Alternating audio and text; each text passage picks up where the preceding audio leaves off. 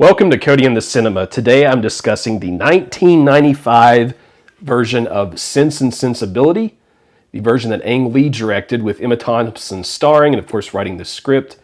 And I also read the book shortly before. I got a copy of this thrifting, and I really enjoyed both. I think if you're a person who enjoys these duos of read the novel, watch the movie, this is going to be something you're going to enjoy. Okay, so one thing I like to say about this, and I thought this almost immediately watching, was Ang Lee, the director, he knows his role as the director, which in the case of this, let the actors, let the beautiful countryside, let that stuff do the heavy lifting.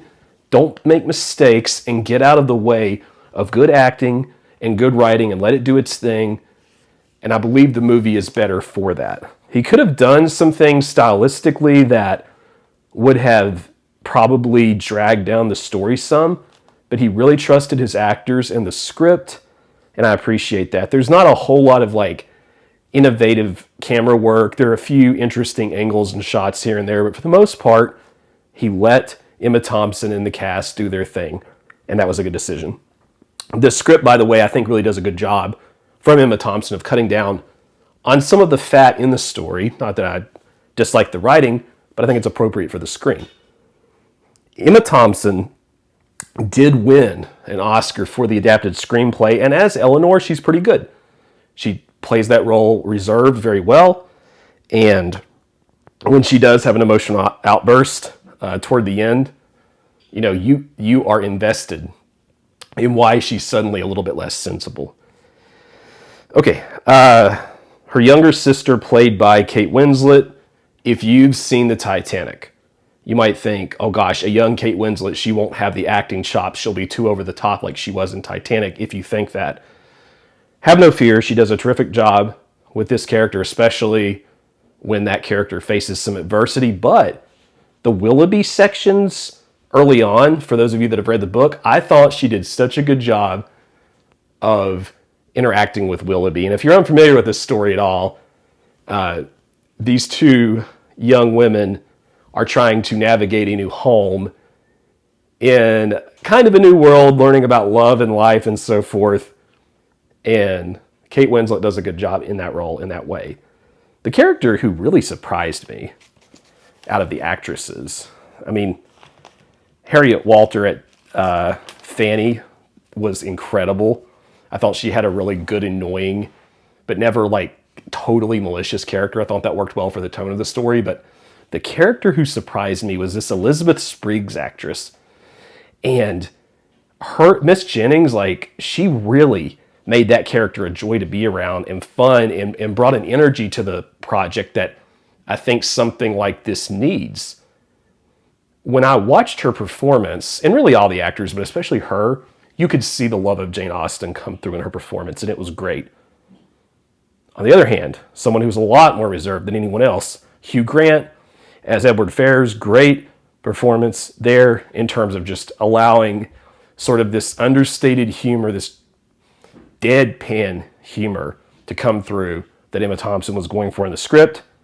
But that all having been said, the best and my favorite of the actors in this, Alan Rickman as Colonel Brandon. And when I started this book, reading it, because I read the book first, I knew that Alan Rickman played a role and that it was Colonel Brandon. And I was interested to see what that would be like when I watched the movie. So reading this, I had the picture of Colonel Brandon as Alan Rickman and Emma Thompson and Kate Winslet as those characters. And he was, the most emotional response that I got from this movie was from some of his scenes when he is so dedicated to that family, and without spoiling, to one of the characters that in his own Alan Rickman way, truly an honorable person, a role model, something that just makes you feel warm in your heart watching. So Jane Austen fans, I really think if you haven't seen this, you're going to love the Alan Rickman choice there. That's my main thoughts about the film. I think it's well paced. And again, it's very well acted.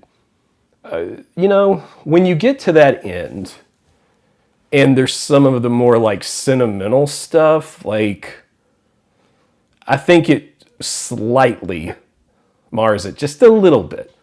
But it's nothing substantial. Like, this is a really good film. It's a good novel. It's pretty essential for anyone interested in literature or just good acting in general. And if you like this movie or this book and you want to see stuff like it, I did have 2 recommendations for you from the Criterion Collection. You should see Jane Campion's The Piano. I would recommend that as a story of a woman kind of out of her element. Now, this is darker than Sense and Sensibility, but I think you will enjoy it. And if you want to see a dynamic with a few women and kind of a love triangle with Daniel Day-Lewis, Michelle Pfeiffer, Winona Ryder, you should see The Age of Innocence, of course, itself based on a famous novel that I also want to read. I haven't read that novel, I don't think, so I'll have to go for that.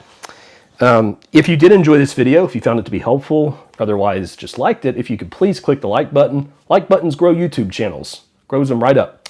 And leave comments as to this or some other Jane Austen book or production. I'm currently reading Remains of the Day, and once I finish that, I'll watch the Anthony Hopkins, Emma Thompson version, so I'm kind of on this particular kind of kick, but as it is, let me know, and we'll see you next time on Cody in the Cinema.